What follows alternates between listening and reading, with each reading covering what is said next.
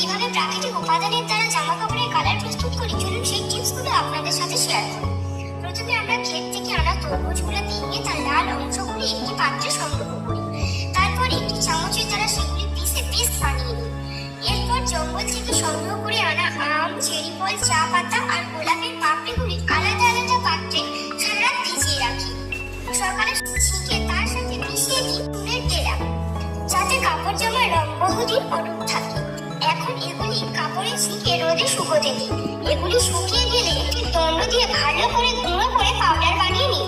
তারপর একটি কাপড় ভালো করে মেলে দিই, তার উপরে বরফের টুকরো রাখি আর দিয়ে দিই রঙের পাউডারগুলো।